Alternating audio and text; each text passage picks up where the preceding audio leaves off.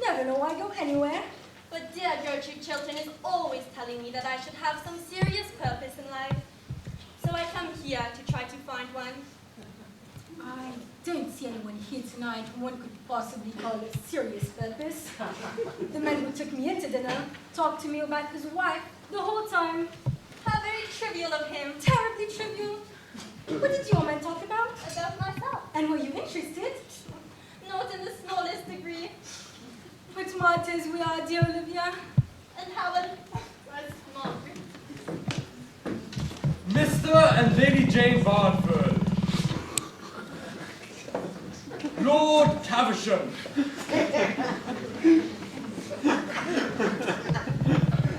Good evening, Lady Chilton. Has my good-for-nothing young son been here yet? I don't think Lord Goring has arrived yet. Why do you call Lord Goring good for nothing? Because he leads such an idle life. How can he say such a thing? He goes to the opera 3 times a week, changes his clothes at least 5 times a day, and dives out every night of the season. You don't call that living an idle life, do you? You are a very charming young lady. How very sweet of you to say so, Lord Caversham. Do come to us more often. You know we're always at home on Wednesdays. Never go anywhere now. Sick of London society. Shouldn't mind being introduced to my own tailor. He always votes on the right side, but objects strongly to being sent down to dinner with my wife's milliner. Never could stand Lady Caversham's bonnets. Oh, I love London society. I think it has immensely improved. It is entirely composed now of beautiful idiots and brilliant lunatics, just what society should be. Which is gory? Beautiful idiot or, the other thing? I have been obliged for the present to put Lord Goring into a class quite by himself, but he's developing charmingly. Into what? I hope to let you know very soon, Lord Caversham. Lady Markby. Mrs. Cheveley. Good evening, dear Gertrude. So kind of you to let me bring my friend, Mrs. Cheveley. 2 such charming women should know each other. I think Mrs. Cheveley and I have met before. I did not know she had married a second time. Nowadays, people marry as often as they can, don't they? It is most fashionable. Dear Duchess, and how's the Duke? But have we really met before, Lady Chilton? I can't seem to remember where. I've been out of England for so long. We were at school together, Mrs. Cheveley. Indeed. I've forgotten all about my school days. I did make impression they were detestable. I am not surprised. Do you know, Lady Chilton, I'm very much looking forward to meeting your clever husband. Ever since he's been at the Foreign Office, he's been so much talked of in Vienna. I hardly think there'll be much in common between you and my husband, Mrs. Cheveley. Ah, chère madame, quelle surprise. I have not seen you since Berlin. Not since Berlin. 5 years ago. And you look younger and more beautiful than ever. How can you know? By making it a rule to only speak to perfectly charming people like yourself. No! You flatter me. You butter me, as they say here. Do they say that here? How dreadful of them. Ah, yes. They have a wonderful langage. More widely known.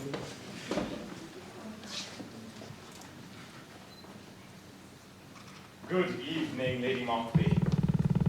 I hope you've brought Sir John with you. Oh, I have brought a much more charming person than Sir John. Sir John's temper, since he has taken seriously to politics, has become quite unbearable. Really, now that the House of Commons is trying to become useful, there's a great deal of harm. I hope not, Lady Markby. At any rate, we do our best to waste the public time, don't we? But who is this charming person you've been kind enough to bring to us? Her name is Mrs. Cheveley.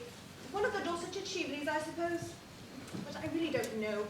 Families are so mixed nowadays. Indeed, as a rule, everybody turns out to be somebody else. Mrs. Cheveley. I seem to know the name. She has just arrived from Vienna. Ah, yes, I think I know whom you mean. Well, pray point out Mrs. Cheveley to me. I should like to see her. Let me introduce you. My dear, Sir Robert Chilton is dying to know you. Everybody's dying to know about the brilliant Mrs. Cheveley.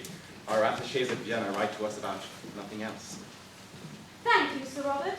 An acquaintance that begins with a compliment is sure to develop into a real friendship. Stop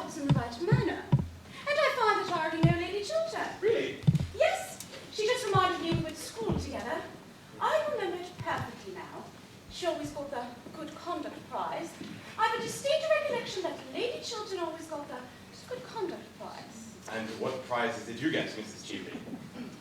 My prizes came a little later on in life. I don't think any of them were for good conduct. I'm sure they were for something charming. I don't know that women are always rewarded for being charming. I think they are rather punished for it. Well, I fear I can hardly agree with you there. But do sit down. And now tell me, what makes you leave your brilliant Vienna for a gloomy London? Or perhaps the question is indiscreet. Questions are never indiscreet.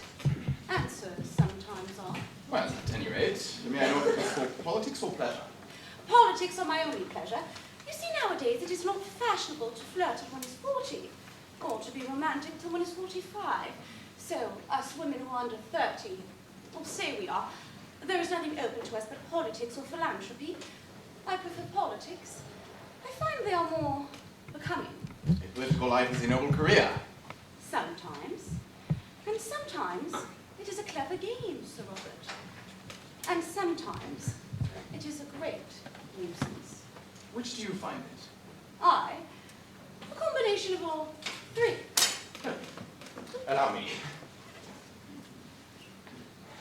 Thanks. But you have not yet told me what makes you honor London so solemnly. Our season is almost over. Oh, I don't care about the London season. It is far too matrimonial. People are either hunting for husbands or hiding from them. I wanted to meet you and ask you to do something for me. You tell me what it is. Later. Now may I take a walk through your charming house? I hear your pictures are beautiful. Poor Baron Arnheim. You do remember the Baron, don't you? He used to say you had some wonderful Corot. Did you know Baron Arnheim well? Intimately. Did you? At one time. Wonderful man, wasn't he? He was very remarkable. In many ways. Don't you think it's such a pity he never got to write his memoirs? They would have been most interesting. Lord Goring. Ah, good evening, my dear Arthur. Mrs. Cheveley, allow me to introduce you Lord Goring, the idlest man in London. I've met Lord Goring before. But I did not think you would remember me, Mrs. Cheek. My memory is under admirable control. And are you still a bachelor? I believe so. How very romantic. Oh, I'm not at all romantic. I'm not old enough. Highly romantic myself. May I ask, are you staying in London long? Well, that depends partly on the weather, partly on the cooking, and partly on Sir Robert. You're not going to plunge us into a European war, I hope. There is no danger at present.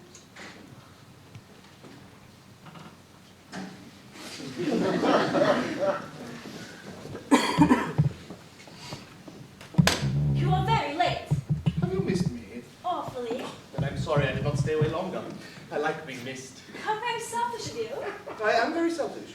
You're always telling me of your bad qualities, Lord Goring. I have only told you half of them as of yet, Miss Mabel. Are the others very bad? Quite dreadful. When I think of them at night, I go to sleep at once. Well, I don't like your bad qualities. I wouldn't have you part with one of them. How very nice of you, but then you are always nice. Oh, by the way, I want to ask you a question, Miss Mabel. Who brought Mrs. Cheveley here? That woman in red who has just gone up to the room with your brother. When the Lady Margaret brought her, why do you ask? Oh, I haven't seen her for years, that's all. For an absurd reason. All reasons are absurd. What sort of a woman is she? Oh, a genius in the daytime and a beauty at night. I dislike her already. That shows your admirable good taste. Ah, yes. The English young lady is a dragon of good taste. Is she not? Quite the dragon of good taste. So the newspapers are always telling us. Oh, I read all your English newspapers. I find them so amusing. Then, my dear Nunchuck, you must certainly be reading between the lines. I should like to, but my professor objects. May I have the pleasure of escorting you to the music room, mademoiselle? Delighted, Vicomte. Quite delighted.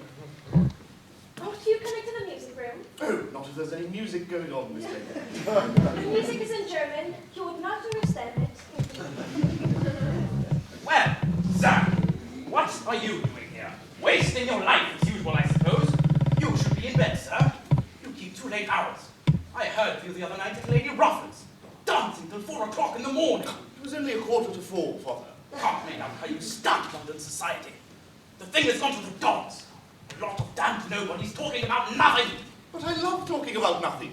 It is the only thing I know anything about. You'll be living entirely for pleasure.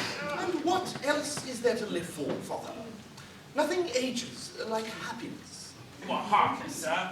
Quite heartless. Oh, I hope not, Father. Oh, good evening, Lady Basil. Are you here? I had no idea we came to political parties. I adore political parties. But the only place left to us where people don't talk politics. I am delighted talking politics. I talk them all day long, but I can't bear listening to them. I don't know how the unfortunate men the House do to stand these long debates. By never listening. Really? Of course. You see, it is a very dangerous thing to listen. If one listens, one may be convinced. That accounts for so much in men that I have never understood, and so much in women that the husband never appreciated them. Our husbands never appreciate anything in us. We have to go to others for that. Yes, always others. Have we not? And those of you are the two ladies who are known to have the most admirable husbands in London. That is exactly what we can't stand. My Reginald is quite hopelessly faultless. He is really unendurably so at times. There is not the smallest element of excitement in knowing him.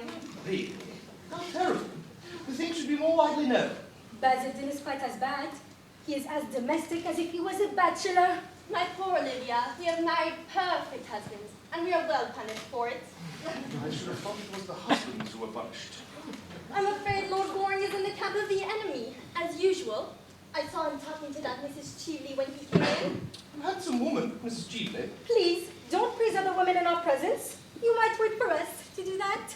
Why are you talking about Mrs. Cheveley? Everybody is talking about Mrs. Cheveley. Lord Goring says... What did he say, Lord Goring, about Mrs. Cheveley? Oh, I remember that she was a genius in the daytime and her beauty at night. What a horrid combination. So very unnatural. I like looking at geniuses and listening to beautiful people. That is morbid of you, Mrs. Marchmont. I'm so glad to hear you say that. Marchmont and I have been married for 7 years now. He has never once told me that I was morbid. Men are so painfully unobservant. I have always said to Margaret that you are the most morbid person in London. But you're always sympathetic, Olivia. Is it morbid to have a desire for food? I have a great desire for food. Lord Goring, will you give me some supper? With pleasure, Miss May. How hurried you've been. You have never talked to me the whole evening. Well, how could I? You went away with a child diplomatist. You might have followed us. For she could have been unpolite. I don't think I like her at all this evening. Well, I like you immensely. Well, I wish you'd do it in a remarked way. Olivia, I have a curious feeling of absolute faintness. I think I should like some supper very much. I know I should like some supper. I'm positively dying for supper, Margaret. Men are so horribly selfish. They never think of these things. Men are grossly material. Grossly material. May I have the honor of taking you down to supper, Countess? I never take supper, thank you, Vicomte. But I will come down with pleasure. I am so fond of eating. I am very English in all my tastes. You look quite English, Vicomte. Quite English. Like some supper, Mrs. Martin. Thank you, Mr. Montford. I never touch supper. But I will sit beside you and watch you. I don't know that I like being watched while I'm eating. Then I will watch someone else. I don't know that I should like that either. Pray, Mr. Montford, do not make these painful scenes of jealousy in public. And are you going to any of our country houses before you leave England, Mrs. Cheveley? My stay in England really depends on you, Sir Robert. Seriously? Quite seriously. I want to talk to you about a great financial and political scheme. About the Argentine Canal Company, in fact. What a tedious practical subject for you to talk about, Mrs. Cheveley. Oh, I like tedious practical subjects. Besides, you were interested, I know, in international canal schemes. You were Lord Bradley's secretary, weren't you, when the government bought Suez Canal shares? Yes, but the Suez Canal was a very great and splendid undertaking. This Argentine Canal is a commonplace stock exchange swindle. Speculation speculation, Sir Robert. A brilliant and daring speculation. Believe me, Mrs. Cheveley, it is a swindle. Let us call things by the proper names. It makes matters simpler. We have all the information about it at the Foreign Office. In fact, I sent out a special commission to inquire into the matter privately, and they report that the works are hardly begun. And as for the money already subscribed, no one seems to know what has become of it. I hope you have not invested in it. I'm sure you're far too clever to have done that. I've invested very largely in it. Who could have advised you to do such a foolish thing? Your old friend and mine. Who? Baron Arnheim? Ah. Ah, yes, I remember hearing at the time of his death that he'd been mixed up in the whole affair. Well, I fear I have no advice to give you, Mrs. Cheveley, except to interest yourself in something that's dangerous. The success of the canal depends, of course, on the attitude of England, and I'm going to lay the report of the commissioners before the House tomorrow night. My dear Sir Robert, I want to be quite frank with you. I want you to withdraw the report that you'd intended to lay in the House on the ground that you have reason to believe that the commissioners have been prejudiced or misinformed or something. Then I want you to say a few words to the effect that the government is going to reconsider the question and that you have reason to believe that the canal, if completed, will be of great international value. You know the sort of things you ministers say in cases of this kind. Won't you do that for me? Mrs. Cheveley, you cannot be serious in making me such a proposition. Quite serious. Pray allow me to believe that you're not. Oh, but I am. And if you do as I say, I will pay you quite handsomely. Pay me? My dear Sir Robert, you're a man of the world, and you have your price, I suppose. Everyone does nowadays. The drawback is that most people are so dreadfully expensive. I know I am. I do hope you will be more reasonable in your terms. If you will allow me, I will call your carriage for you. You have lived so long abroad, Mrs. Cheveley, that you seem to be unable to realize that you're talking to an English gentleman. I realize that I'm talking to a man who laid the foundation of his fortune by selling to a stock exchange speculator a cabinet secret. What do you mean? I mean that I know the real origin of your wealth and your career, and I've got your letter, too. What letter? The letter you wrote to Baron Arnheim, telling him to buy Suez Canal shares. A letter written 3 days before the government announced its own purchase. It's not true. You thought the letter had been destroyed. How foolish of you. Why? It is in my possession. The effect to which you allude was no more than a speculation. The House of Commons had not yet passed the bill. It might have been rejected. A swindle, Sir Robert. Let us call things by their proper names. It makes everything simpler. And now I'm going to sell you that letter. And the price I ask for it is your public support of the Argentine scheme. You made your fortune out of one canal. Well, you must help me and my friends make our fortunes out of another. It is infamous what you propose. Infamous! Oh no, Sir Robert. This is the game of life, as we all have to play it, sooner or later. I cannot do what you ask me. My dear Sir Robert, what then? You are ruined, that is all. If it were known that a young man, secretary to a great and important minister, that you sold a cabinet secret for a large sum of money, and that was the origin of your wealth and your career, why, you would disappear. Completely. You would be hounded out of public life. And after all, Sir Robert, why sacrifice your entire future rather than deal diplomatically with your enemy? For the moment, I am your enemy. I admit it. And I am much stronger than you. Years ago, you did a clever and scrupulous thing. It turned out to be a great success. Sooner or later, we all have to pay for what we do. You have to do now. Before I leave you tonight, you must promise to suppress the report and speak in the House in favor of this scheme. What you ask is impossible. You must make it possible, Sir Robert. You know what your English newspapers are like.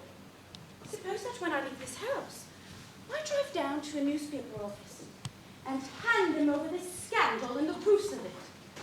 Think of their loathsome joy, of the delight they will have in dragging you down. Stop. You want me to withdraw the report and to make a short speech stating that I believe there are possibilities in the scheme? Those are my terms. I will give you any sum of money you want. Even you are not rich enough, Sir Robert, to buy back your past? No manners. I will not do what you ask me. I will not! You must. If you don't... Wait a moment. What did you propose? You said that you'd give me back my letter, didn't you? Yes, that is agreed. I will be in the ladies' gallery tomorrow night at 11:30.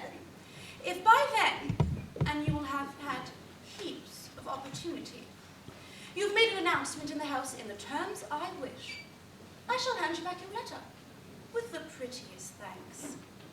I intend to play quite fairly with you, Sir Robert. One should always play quite fairly when one has the winning cards. The Baron taught me that, amongst other things. Must let me have time to consider your proposal. No, you must settle now. Give me a week, 3 days. Impossible. I must telegraph to Vienna tonight. My God, what brought you into my life? Circumstances.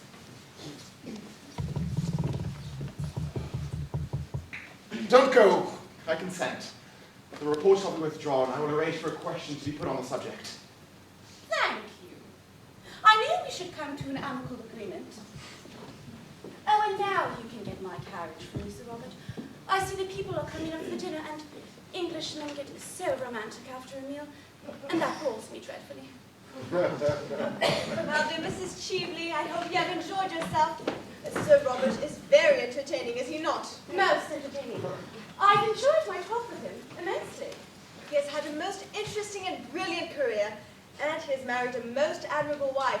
Lady Chiltern is a woman of the very highest principles, I'm glad to say, and she has a very ennobling effect on life, though her dinner parties are rather dull sometimes.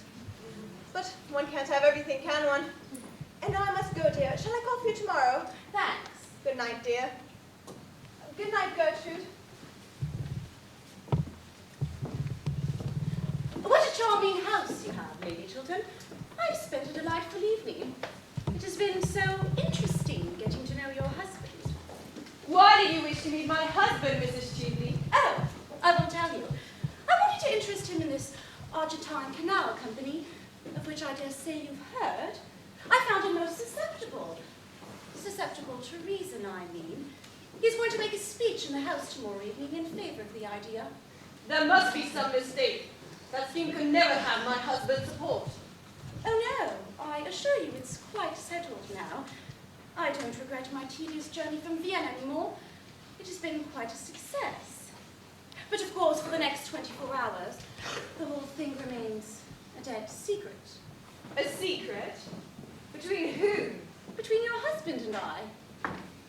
Your carriage is here, Mrs. Cheveley. Thanks. Good night, Lady Chiltern.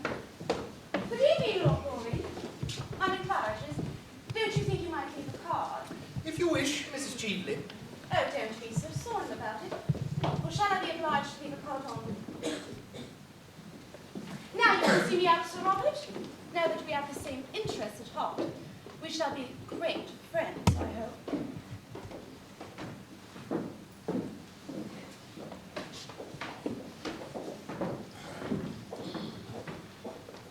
What a horrid woman.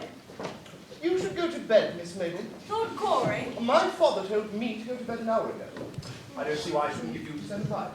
I always pass on good advice. It's the only thing to do with it. Never of any use to oneself. Lord Goring, you will always order me out of the room. I think it most courageous of you, especially as I'm not going to bed for hours. You can come and sit down if you like. What is this? Some messed up the diamond brooch. Quite beautiful, isn't it? I wish it was mine, but Gertrude won't let me wear anything but pearls, and I'm so thoroughly sick of pearls. I wonder whom this brooch belongs to. I wonder who dropped it. It is a beautiful brooch. It is a handsome bracelet. It isn't a bracelet. It's a brooch. It can be used as a bracelet.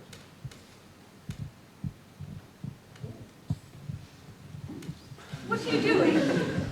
Miss Mabel, I'm going to make a very particular request of you. Oh, pray do. I have been waiting for it all the evening. Don't tell anyone that I've taken charge of this brooch. Should anyone rightly claim it, please let me know at once. That is a strange request.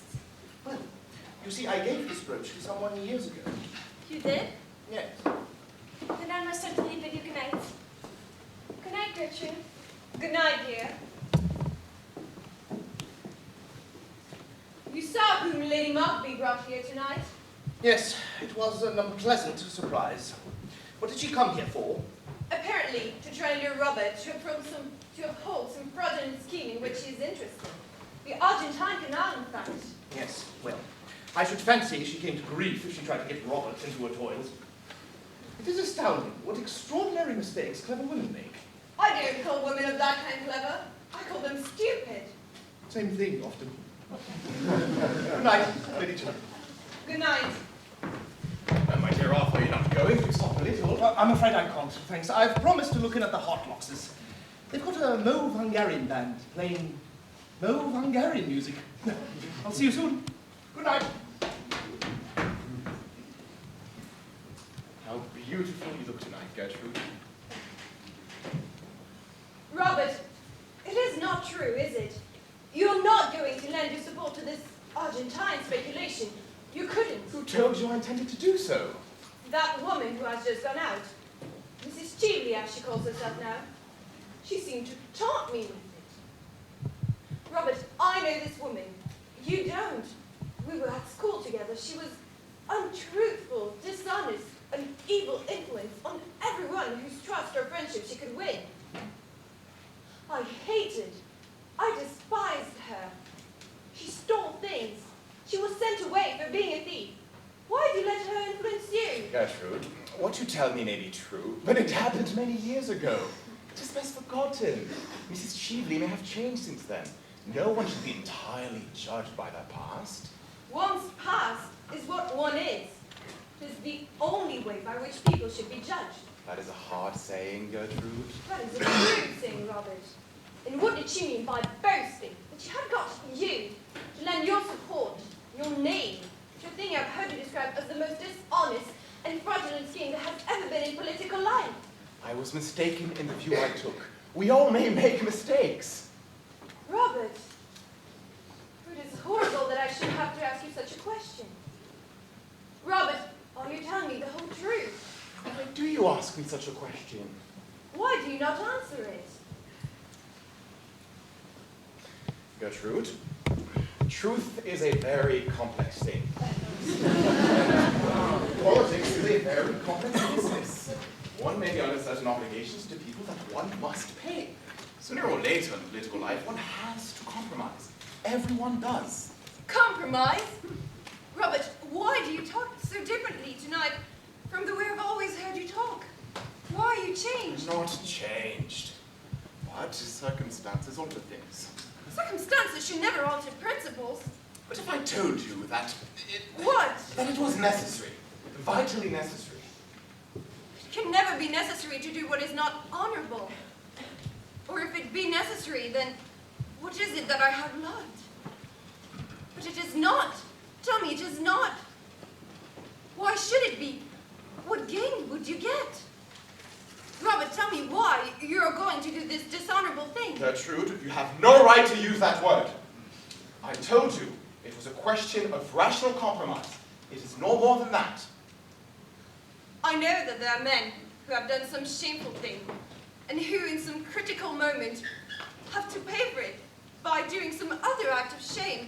But don't tell me you're such as they are. Robert, is there in your life any secret dishonor or disgrace? Tell me at once that What? our lives may drift apart, Drift apart?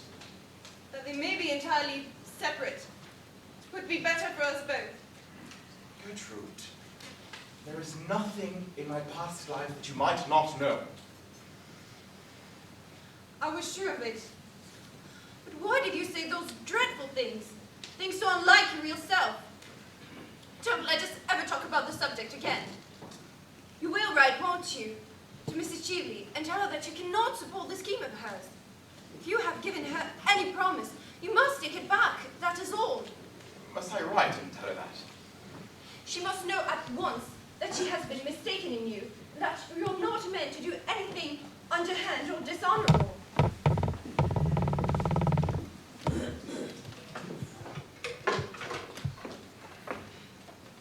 Write to her that you decline to support this scheme of hers, as you hold it to be a dishonest scheme. Yes, write the word dishonest. She knows what that one means.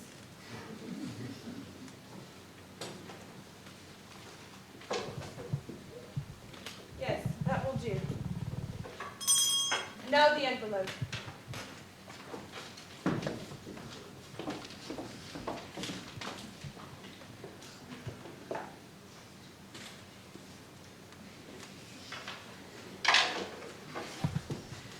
Have this letter sent at once at Claridge's Hotel. There is no answer.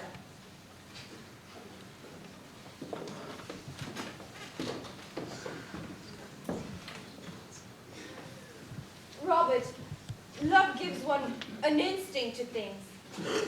I feel tonight that I have saved you from something that might have been a danger to you. I don't think you realize sufficiently, Robert, that you have brought into the political life of our time a nobler atmosphere and higher ideals. I know it, and for that, I love you, Robert. Love me always, Gertrude. Love me always. I will love you always, because you will always be worthy of love. We needs must love the highest when we see it.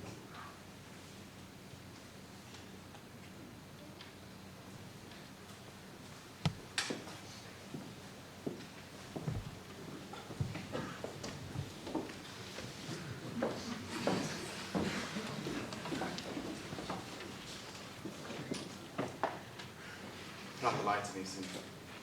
Put out the lights.